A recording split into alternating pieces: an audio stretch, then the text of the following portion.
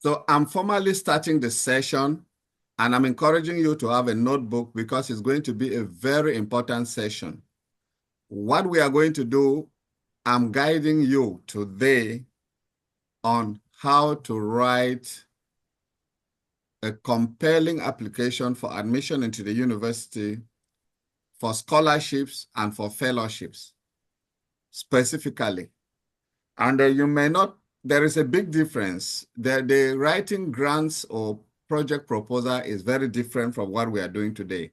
Today is specifically about admissions, applications for admission into the university, applications for scholarships, applications for fellowships, because fellowships are different from scholarships. There are some fellowships which are some short programs that take you to another country or that give you some opportunity to do specific training with a grant. But you also have scholarships that are directly linked to university studies and so on. So I will encourage you as much as possible to stay on mute. I will do the presentation. I want you to take notes. You can also put information in the chat if you have some specific things you want to ask, but I will also have a session for questions and answers because my objective, my end objective is to help you to be able to navigate the application and eventually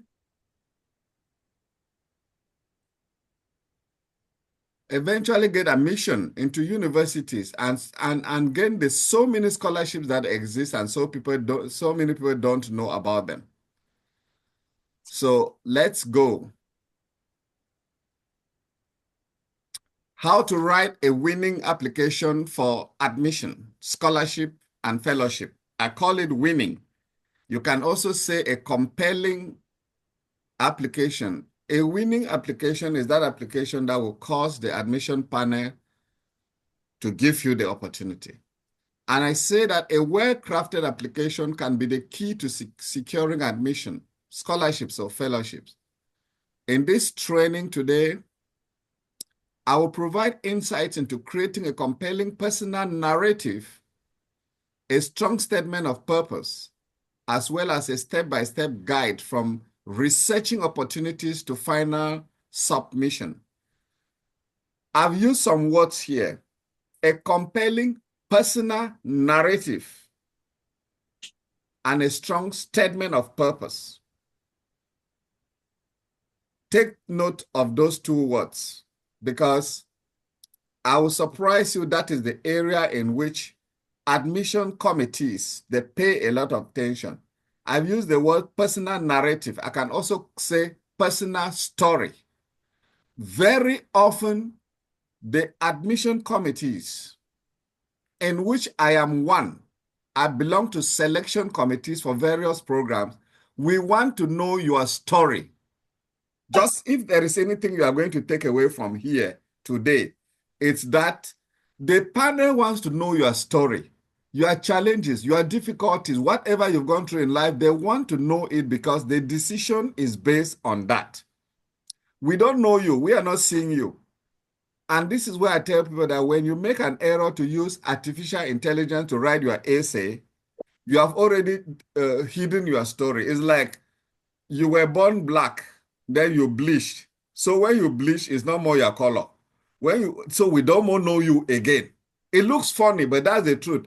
When we are reading the applications, we want to know you with your struggles, whether you were an orphan, how you struggled to go through school, all those little things, why your GPA was not good. We want to know it.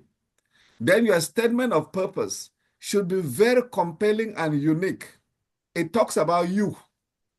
Your statement of purpose, explaining I went to school here.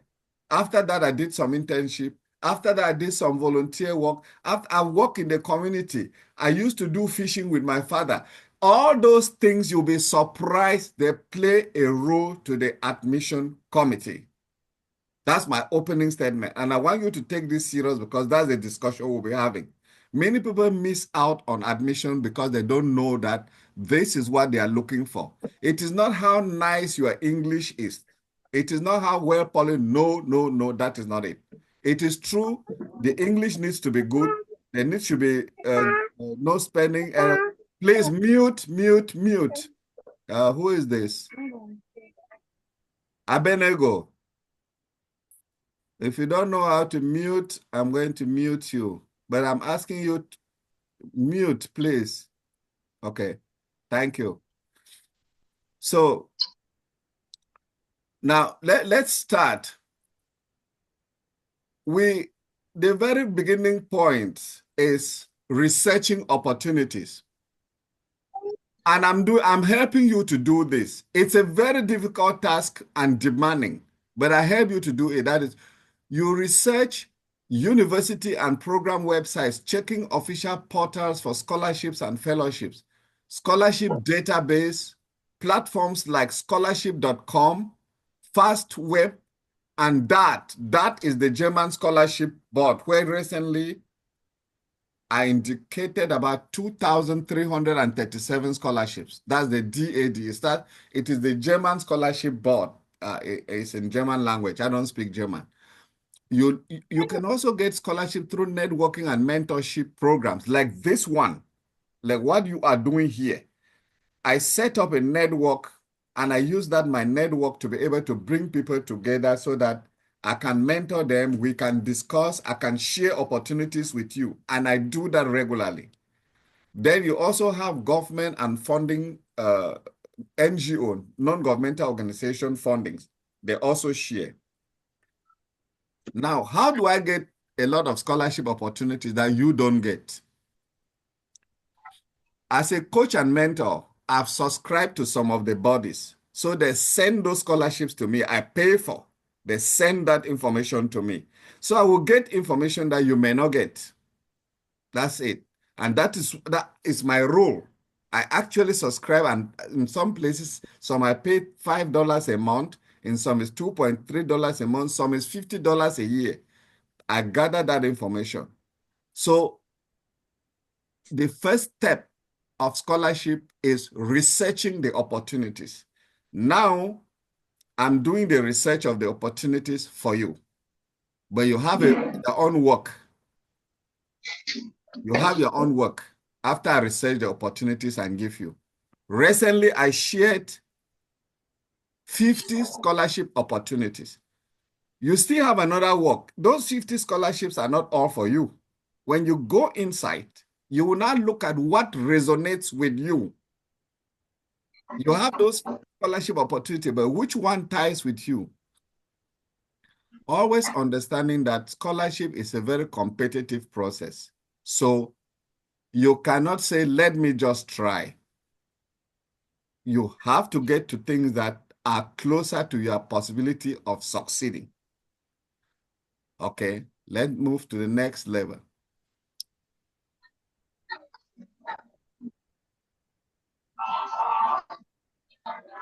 Oh, sorry about this. I already talked about this, how to write admissions and scholarship applications. Okay. Now, let's look at, I'm going to share with you these 4 important things. When you want to look for a scholarship opportunity, number 1, eligibility criteria. What are they looking for? For instance, they will say this scholarship is for African students or young people from Africa. They should be between the ages of 20 and 35. Why is it important to look at eligibility? Because you may spend time working on a scholarship opportunity which you are not qualified by virtue of where you come from or by virtue of your age. Like a good number of people have told, oh, Daddy, that scholarship is so good, but I'm already 40 years. Then I just write back and say, yes. So why are you telling me about an exception? I'm sorry that you are older than that scholarship. Tell me the one that fits you. Leave that one that is above you, that you have now passed the age. Most scholarships for undergraduates and master's degree are between 20 and 35 years, or 18, or even 15 years to 35 years. So you need to look at the eligibility. You need to look at the funding coverage. Is it a full scholarship or is partial? Because some scholarships are complete. Complete meaning tuition, accommodation, some stipend, air ticket. Some are partial. Some are so complete that the partial is almost nothing. For instance, just imagine that you are in Cameroon and you are given a scholarship for everything, but they don't include a flight ticket. Is that what should stop you not from taking advantage? Is that why you people cannot even run around and gather and even borrow money so that you can go? Because it's partial, it's not full. Remember that some scholarships have a stipend. Some as it could be $300, $400, $500 a month. That means they've paid your school fees, they have provided where to stay, and they give you a small allowance. Guess what? With that small allowance, you can even say if you didn't have air ticket and they borrowed money and you took a flight, you can save a little from there and pay back that little. I mean, it's about thinking. So you need to look at what does the scholarship offer. You see some scholarships, they say they give you $2,000 every month. And if a scholarship is 20, if a program is 20,000 and they give you just 2,000, that's you will not be able to handle that program. So you need to look at what is it that the program is supporting. Then a program alignment with your career goals. That scholarship that you are coming from, does it align with what you aspire to do? This is very important because if it does not, your previous work, your education, and your statement of purpose may conflict and it will things will not work well for you. Remember, in your statement of purpose, they always want to, why are you interested in this program? How will this program help you in the future? So you need to look at things that align. I am not saying that you can't change a career, but remember that a person who, for instance, is a nurse and is looking for a scholarship in the medical field will easily get it than somebody who was not doing anything in that field and wants to get into medical. So if the scholarship opportunity aligns with what you are doing before, it becomes very easy. Your chances of success are higher. Then you look at the application requirements and deadlines. This is very important. We are going to delve a little bit deeper into that. Never write a scholarship application in a rush. That's the one statement I always tell people. What does the application require? If a scholarship says that you need a GPA of 3.5, or you need a second-class upper degree, and you don't have it, I tell you, it may not be appropriate for you to apply. But if you are courageous, like I will tell you with some jokes, if you are courageous, if you don't meet it, for instance, they say GPA of 3.5, and you have 3.3 or 3.4, and you have a way to support that GPA with your statement, you do it. But note that already you are slightly disqualified because you don't meet the application requirements. Then never ever wait until the last date before.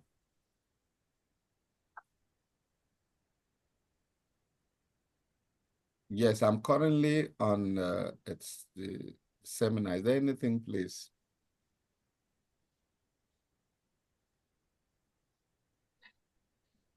Sorry, I was trying to remind people about the Zoom meeting.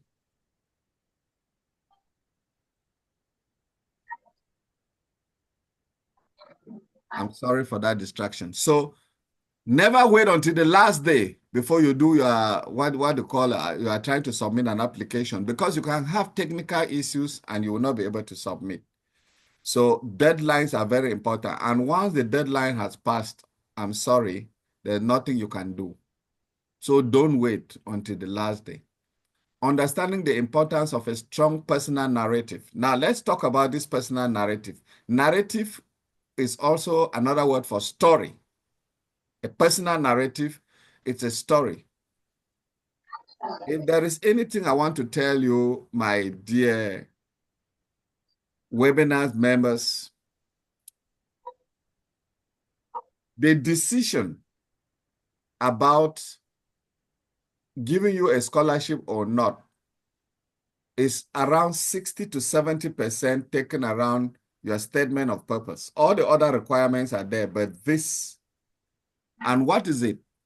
A personal narrative is a unique story that highlights your background, your experiences, your challenges, your achievements,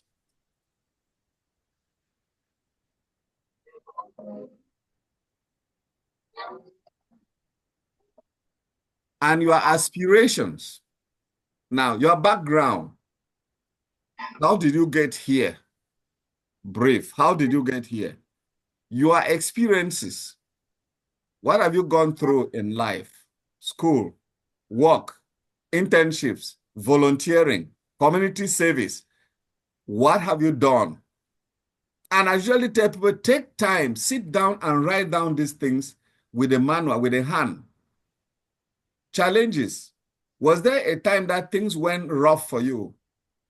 You were just about to write your exams and you lost a father or a mother, and this became a traumatic experience for you. And what happened? Did you drop out of school at a particular time? What have been some of your achievements? What have you done in life? Go back, sit down and look at some moments that you did some outstanding things. You put them down.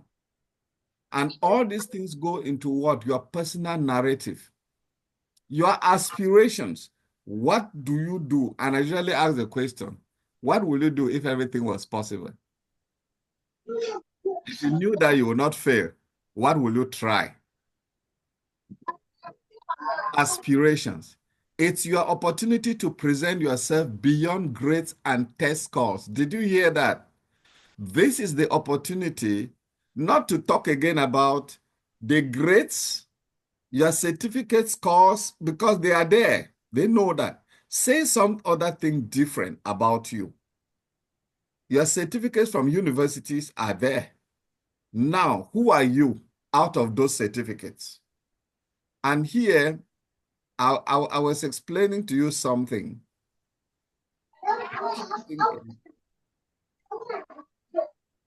Authenticity. Be genuine about your journey. Don't tell lies. And I tell people, when you tell lies, they will catch up with you somewhere else. Did you hear that when you tell one lie in life, it takes so many other lies to cover the first lie?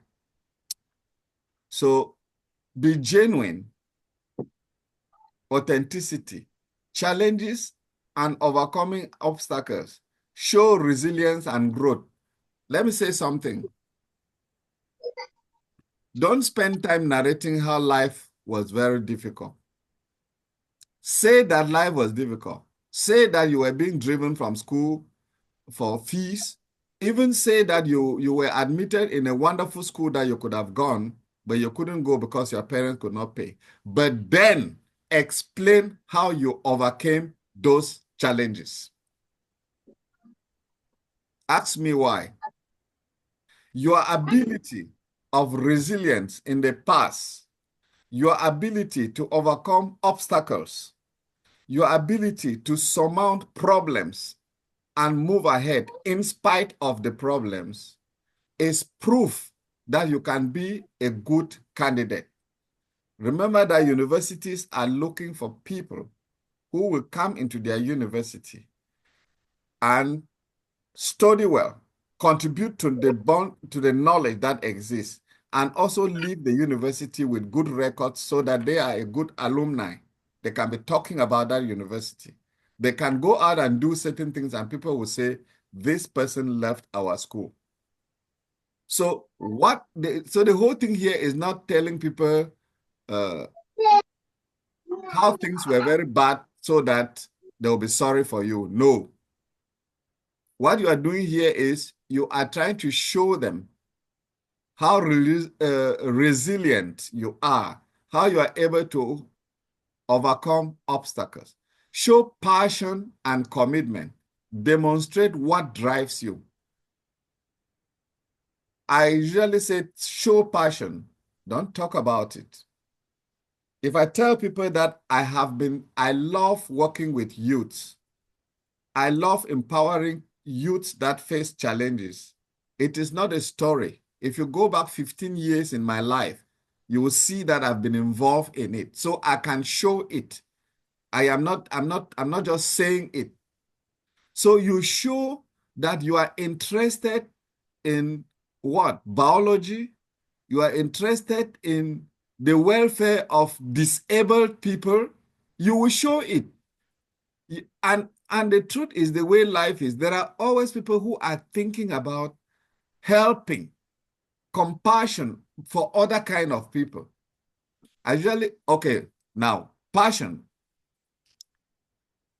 is anger plus love. That's what passion is. That's how I define passion. You are very angry about something that is not going well, and you have the love to correct it. If you are a Christian, I'll take you down memory lane, and you'll find out why they say Jesus died. Jesus died for us because he was angry about sin, and they wanted to reconcile us back to God. So passion is anger plus love. What is it that you see going wrong in society that you want to correct? You want to go to school, gain some knowledge so that you can correct it. There is a child who decided to become a lawyer because he saw how children were badly treated in their family, or where people were being badly treated or cheated in their community. He chose to become a lawyer for that purpose. That's exactly what we're trying to say. So you are trying to, what drives you to do what you are trying to do? Why are you so committed to try? Just, I like to be an accountant. You like to be an accountant. Why? For instance, in my case, I became an accountant early in life. On a serious note, my passion was for journalism. But I became an accountant because our family was really, really struggling. So I discovered that if you became an accountant early, you will quickly have a job. And truly, it happened for me. It was possible that after RSA stage 2 or RSA stage 3, you are employed. In the early days, some people with RSA stage 2 in accounting became bank managers. So I took interest in accounting so that I could start working early to be able to support some other members of my family. And it worked out. It worked out for me. So there are things that you will find, why are you in a particular thing? Why do you like this particular thing? Then impact and contribution. How your experience have shaped your vision.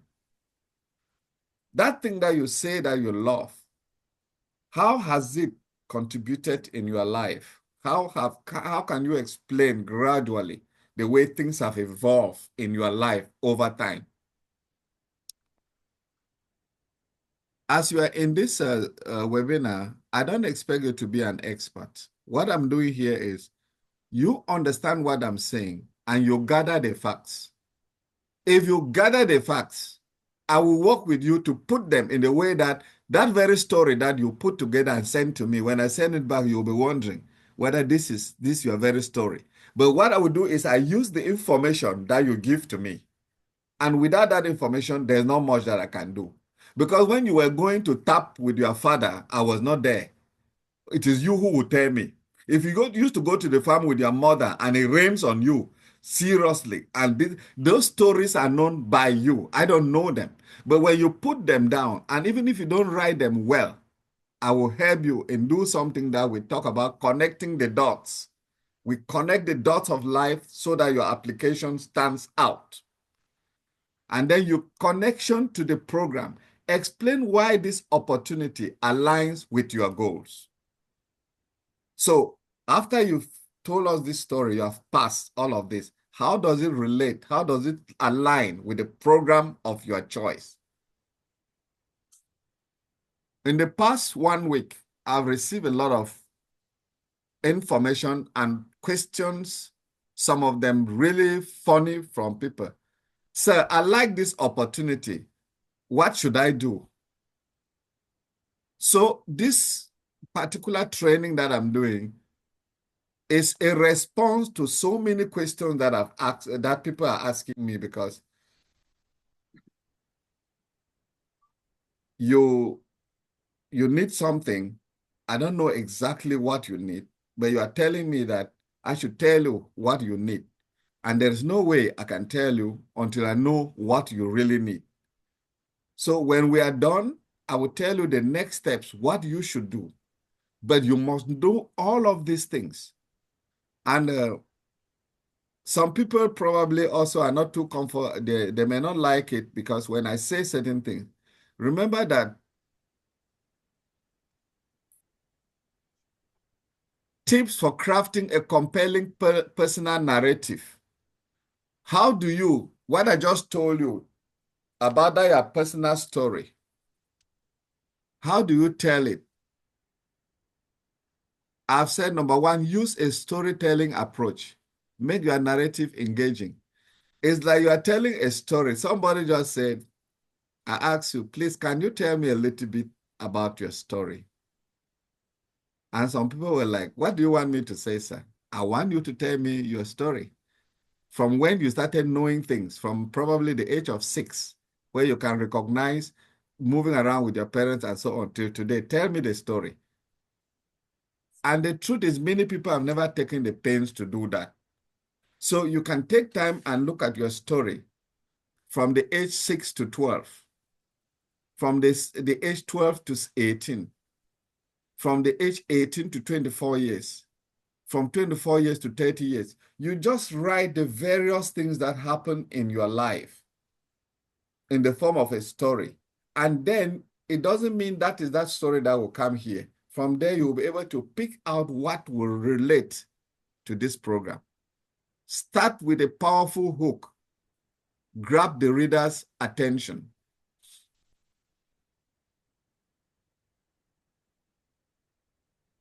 You don't need to start up with some very boring statement. You say something at the beginning. And I don't know, there is somebody that I had pushed through to write real compelling things. I don't know whether that person is in this training.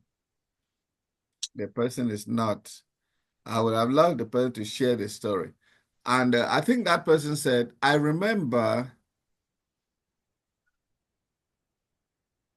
the day that my father gave me a book telling me you can start again all over.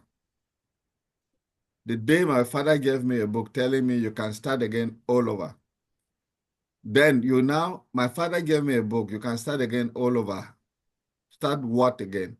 Then the narration is, I had returned from the university with an unexpected pregnancy. And I was thinking that my parents were going to beat me to hell, or they were going to send me away from the house. But they accepted me. So this is a hook of a young girl who got pregnant early and is now working in a program of helping teenage mothers. So it starts up by telling her story in a way that you want to hear what happened. You want to, so you start that story and it's your story. It could be the story where your parents were killed right in front of you, or your mother was kidnapped by unidentified gunmen right in front of you. There are things, and I'm not saying do not make up stories. I'm talking about your story, narrative. So you start with that hook, then people will be compelled to listen to it. Remember, these guys are reading thousands of applications. We do, just too many. Focus on a specific experience rather than general statements. You pick a particular experience, and that experience can run through your story. I remember when one of my sons was trying to apply to medical school. When I told him about a personal story,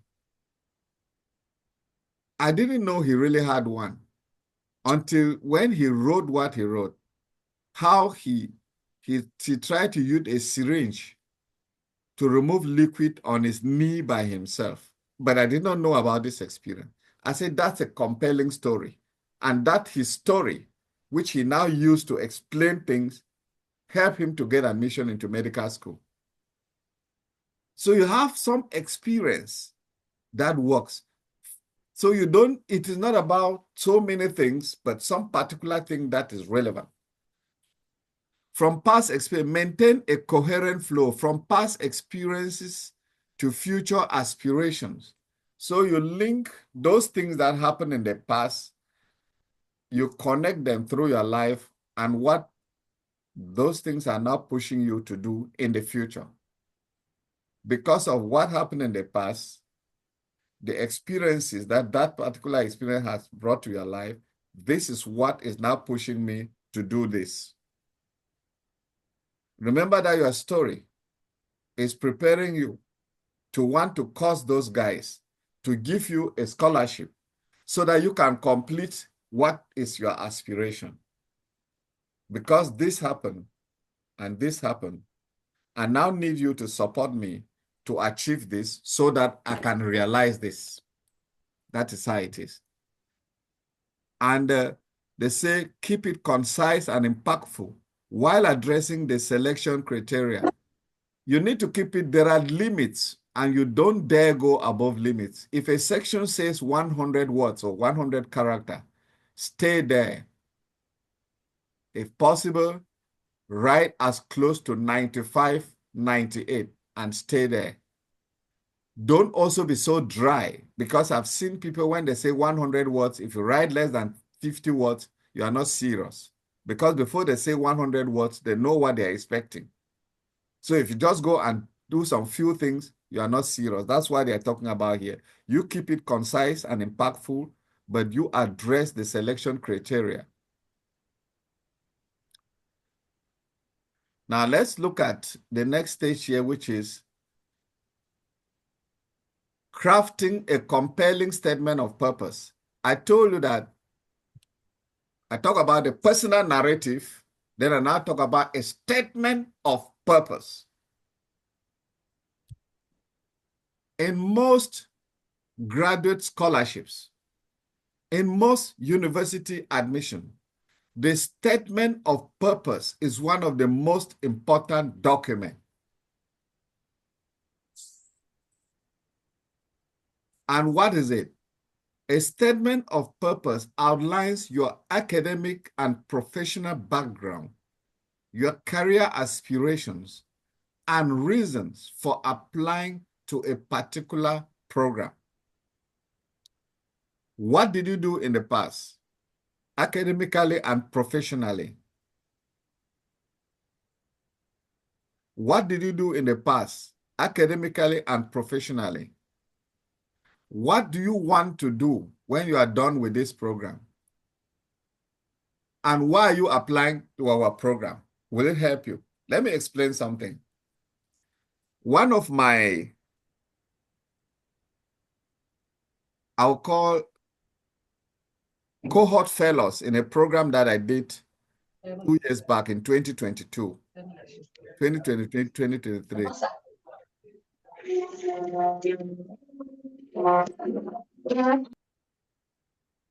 That person saw my program online. He saw some of my videos online and he called me and said, Amos, it's an American, said, Amos, I realized during your presentation of the second chapter, you said this is what you will be doing. I said, yes, I meant it. He said, I can see you are actually living your dream. I said, it is true. There is something we call second chapter. What I am doing now If you stay around me, if you sit with me like I sat with my brother eating the other day, you just discover that my discussions are about what I'm doing because it's deliberate, it's very intentional. So I just decided that this is what I love to be doing. So when I was writing to the university, if you read my statement of purpose, I indicated that if I'm given the opportunity to go through that program, this is what I want to be doing. And life becomes very interesting if you are living your dreams. When I get up every day and I talk to young people, in fact, those ones that inspire me, they just write to me. They say, I've heard about you here. I want to do this. So I said I was going to use that program to prepare so that I can spend time empowering, helping young people to realize their dreams. And that's exactly what I am doing. Currently, I'm working with young people from Cameroon, Nigeria, Malawi, Tanzania, and I think two people from South Africa, a few from Malawi. This is a dream. So what I'm saying here is, don't just say, I want to go to school. I'm interested in it. No, be clear about your aspiration. What did you do in the past? It doesn't matter. I say it again. Remember that this work that I'm doing this is not an accountant's job. So what I'm saying is that you can change your career to do the things that you love doing later. Because this work is not an accountant's work, you know it. So it's something that I love doing. Your background, your career aspirations. Some people say, I have always loved to do this, but it's just that the circumstances. You met people who in Cameroon were in the tax office or they were police officers. They didn't become police officers or gendarmes because they love it. That was what was available. And later in life, they changed and really went into what they love doing. So let's look at a few things inside this. Now we are looking at the structure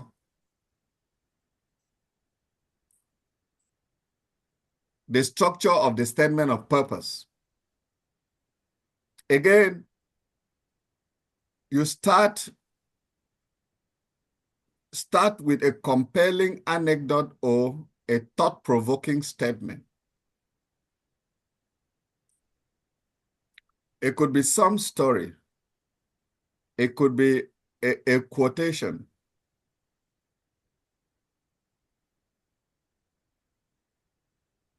Just imagine that you are about to talk about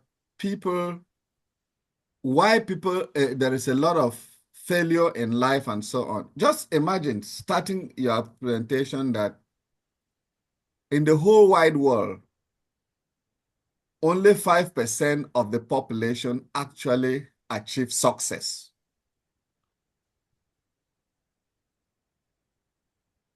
It looks like a philosophical statement that people start even doubting, is it a statement of fact?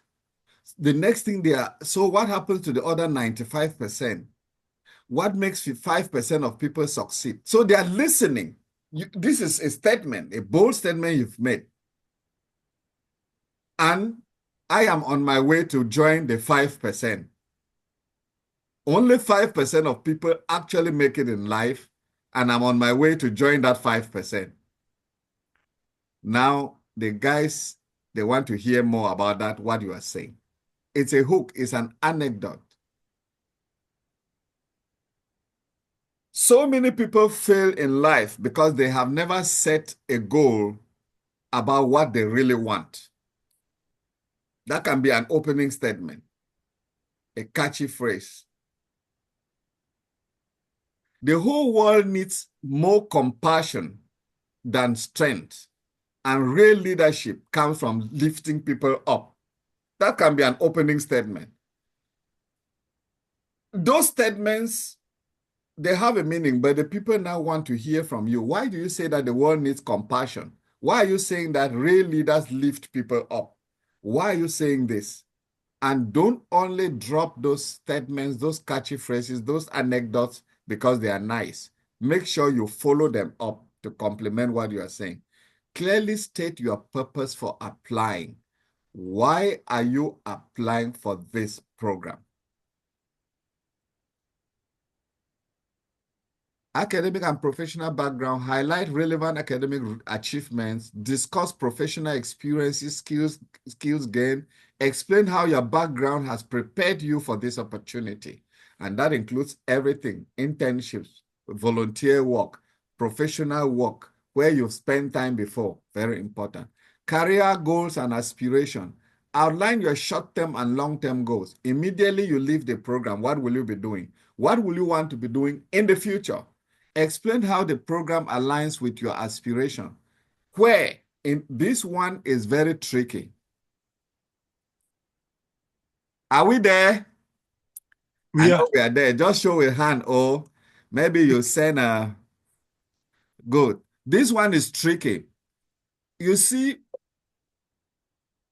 great. What is happening here is that if you have not researched the program, you will not be able to say how the program aligns with your aspiration.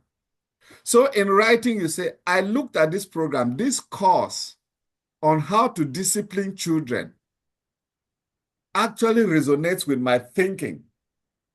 In fact, I will be glad to meet Professor this, who is saying this. It means you have researched the program, because when you research the program, you will know a couple of things about the program. So you relate the things you've seen in the program with your aspiration. I really like that program because I will learn a lot of what? You don't really like the program. After researching your program, I discovered that courses like social entrepreneurship will help me to understand the other element of entrepreneurship. Therefore, I will be glad to meet Professor Morris so that he can teach me more on this. One sentence. This sentence it tells the people how committed you are. You know about this thing, you know where you are going.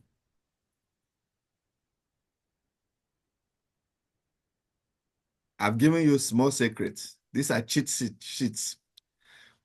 Why this program? Why are you choosing this program and not the other program? That's number 4. Demonstrate thorough research about the program. Highlight specific courses, faculty, or opportunities that attract you. Listen again. Specific courses.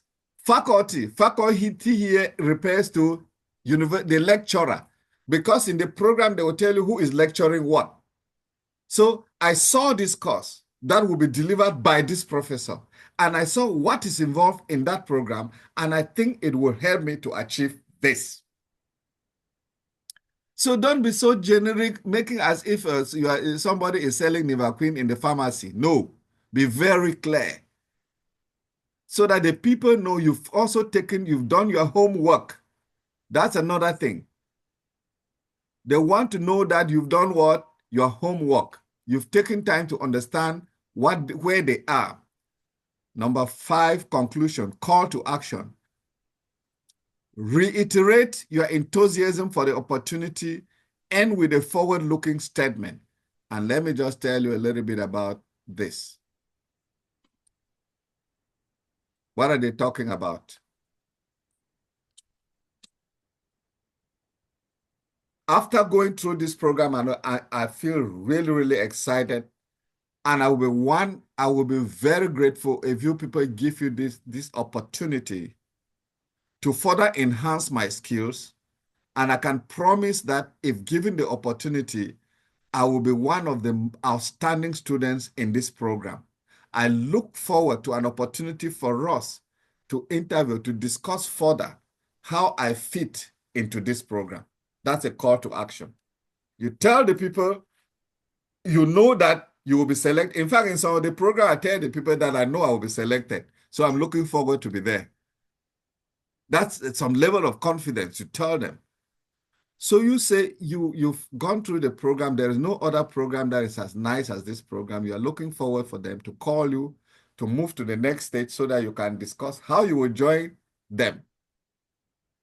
All of that. Of course, you boast a bit, you brag a bit. Common mistakes to avoid. Being too generic, I told you that. Tailor your statement of purpose to each application. In fact, I received a document recently from an institution in London that we were trying to do something. And on reading that document, an agreement document, I discovered a series of errors inside. And I discovered that it's a document that they have used to give to some other person. That the name of that person was featuring in it in error. This is one of the worst things that you want to do with your statement of purpose. That they are reading about Stanford University, and inside Stanford University, they see somewhere about Harvard. So you basically took the application that you submitted to Harvard and you brought it to Stanford and you forgot editing it properly. So it's generic. They get very annoyed and they will put it aside. That is what they mean. Take time to write each application tailored to the requirements of that university. Don't just take application from this program and put in this program. No. Lack of clarity. Be direct and specific. Overloading with jargon. Keep it clear and readable. I'll give an example. If somebody is here from an organization that I'm working with called Unimac, they wrote something and they just kept saying Unimac, Unimac. Unimac is your jargon. Nobody knows it. So when they talk about jargon, don't think that you will just use certain things and they know. They don't know. In fact, never assume that the people who will be reading your application, your statement of purpose, know the things you are saying. If you want to use an acronym, explain it the first time. You give the full meaning, then you can put the acronym, the jargon for it, then you can use it subsequently. But you don't just come in and you, La République du Cameroon, LRC, for instance. It's not known by everybody. You need to first of all say La République du Cameroon before you can then further start using LRC. That's what I mean. All those things, you need to be very careful. Ignoring grammar and structure. Proofread for errors. This is where people get the temptation to use artificial intelligence, AI, to make the application look very nice. Don't do it.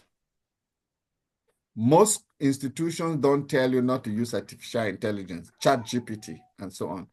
But I tell you, once we discover that you use ChatGPT, your application will be dropped. Once they discover that they say it is a computer or artificial intelligence assisted application, it will be dropped. I read applications for the Young African Leaders Initiative yearly this year, 2024, for the 2025 program. And I read applications for students from Burkina Faso, Togo, Nigeria, Ghana, Malawi, and Kenya. And 30% of the applications were dropped because the people used artificial intelligence to write them. Once it is identified that you use computer assistance to edit your application, it is eliminated. Be natural. The errors will be there. You can't be completely free from errors. But take time to improve your grammar, read it well, but don't use artificial intelligence. One of the reasons is that the moment you use artificial intelligence, you have already blurred yourself. I told you about bleaching. It's like you've used chemicals to bleach, then it's not more your color. Let's talk a little bit about preparing other supporting documents. Letter of recommendation, CV, transcripts, and certificates. Letters of recommendations come from people who know you, lecturers, mentors, and you need to contact these people early. Let me say something. I've done a lot of letters of recommendation. And many people think that you just meet me and say I should do a letter of recommendation for you. It's difficult. I do it for people who spend some time with me. If I've been mentoring you maybe for 1 year, 2 years, I can say a few things about you. But the best people to write letters of recommendations for you are your former lecturers, your former tutors, your people where you worked, your bosses, supervisors in places where you work. Those are the people who can testify to who you are. Choose recommenders who know you well and provide relevant examples. CV, highlight key achievements and tailor it to the opportunity. Your CV, if it is like mine, has just too many things and too many variations. I will not bring them into a statement of purpose. I will select the things that relate to that particular program. So you don't need to put everything. But again, if you're a young person who just came out of school without much experience, you may be able to put everything in your CV, which in most cases should not go above 3 pages. Shouldn't go above 3 pages. Transcripts and certificates, ensure they are accurate and properly formatted. At times, some of these come directly from your school to the university. At times, they will take informal transcripts and certificates from you before they can request from other parts of the world or from other institutions where you were before.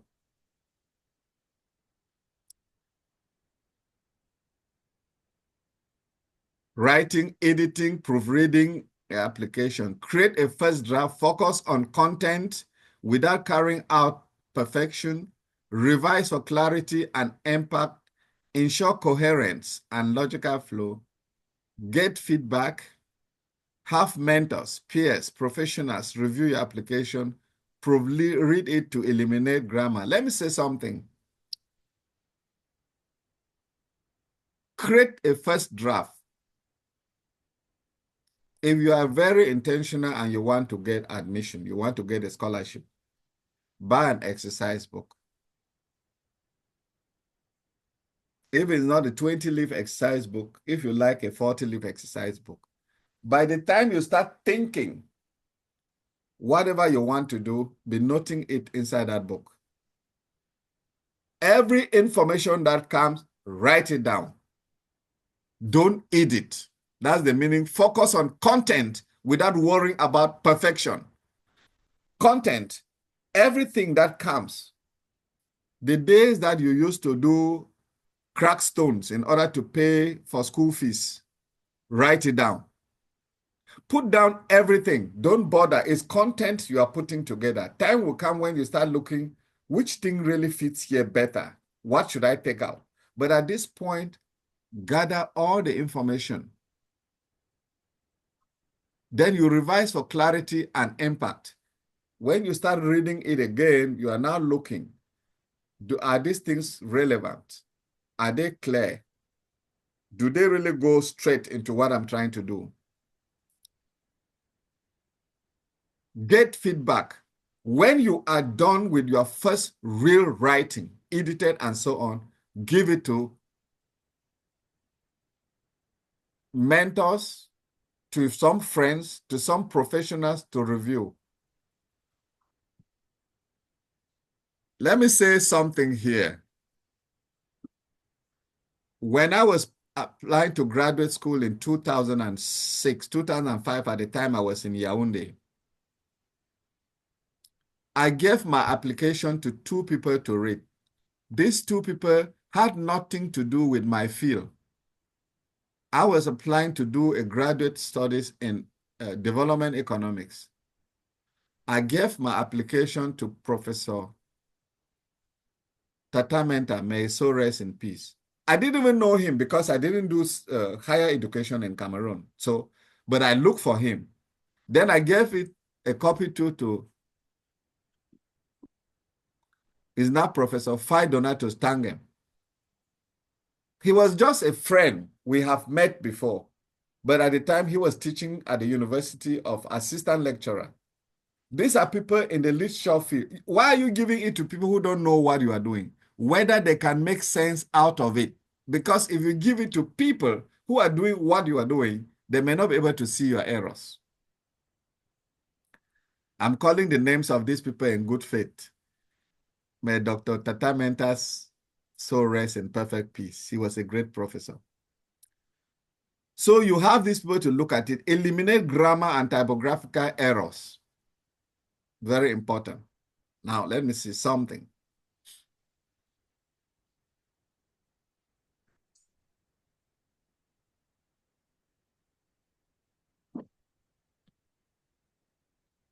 Thank you.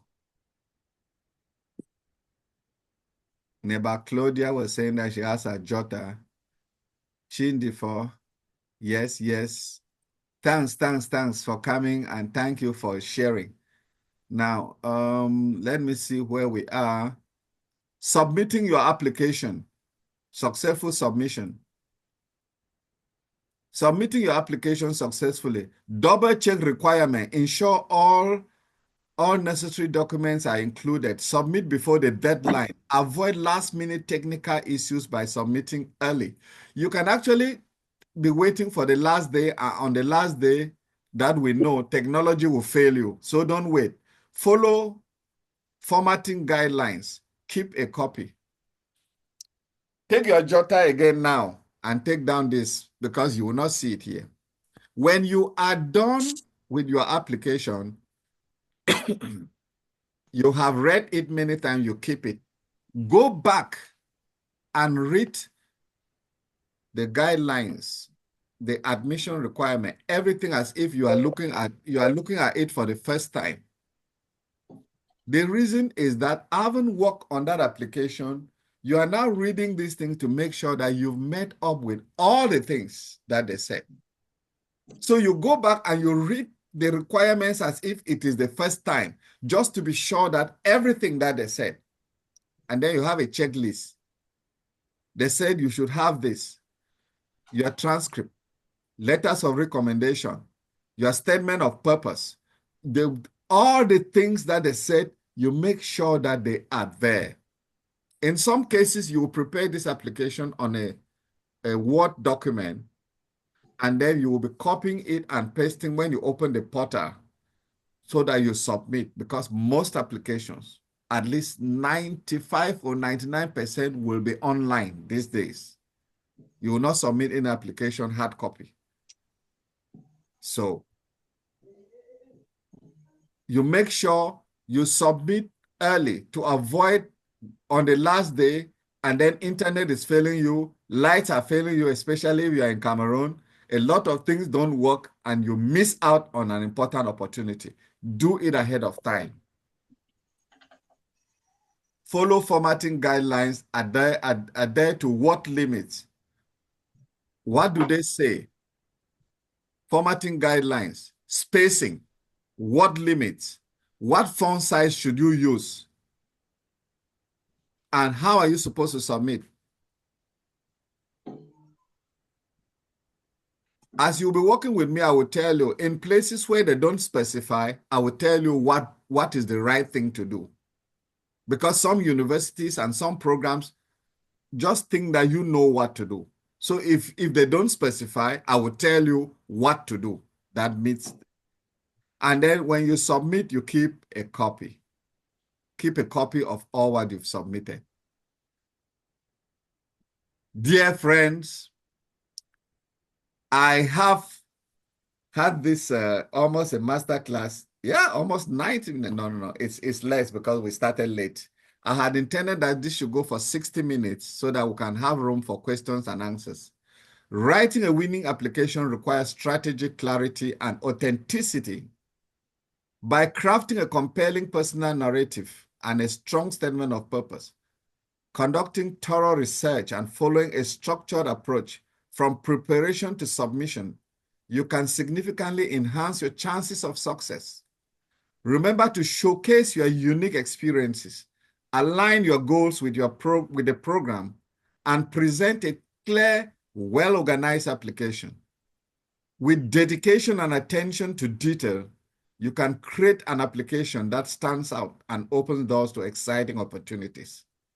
This is possible, and I know people here who are going to make it. I know people here that I will start celebrating with them before we get to the second quarter of the year. if you are serious. I'm beside you. Let me say one other thing. One other thing. You have to be committed to your success. Take responsibility for your success. People can only help you. If you are listening to this and you think that, oh, it sounds very good, then somebody will do something for me. No, it is you. You take the step and then you are guided. I want to thank you. I was very deliberate not to make this very interactive because, number one, I wanted to make sure this flows through without interruption since I'm recording and you can get it back. You can get the recording back.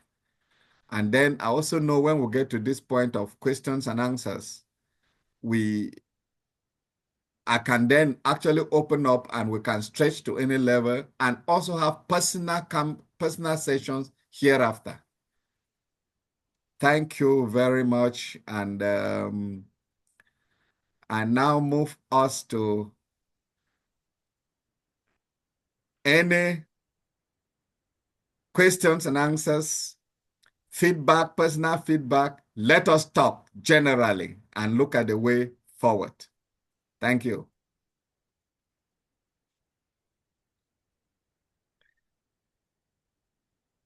I'm ending with 13 people. I know there have been some challenges, but one doesn't know. We can always repeat this. So for now,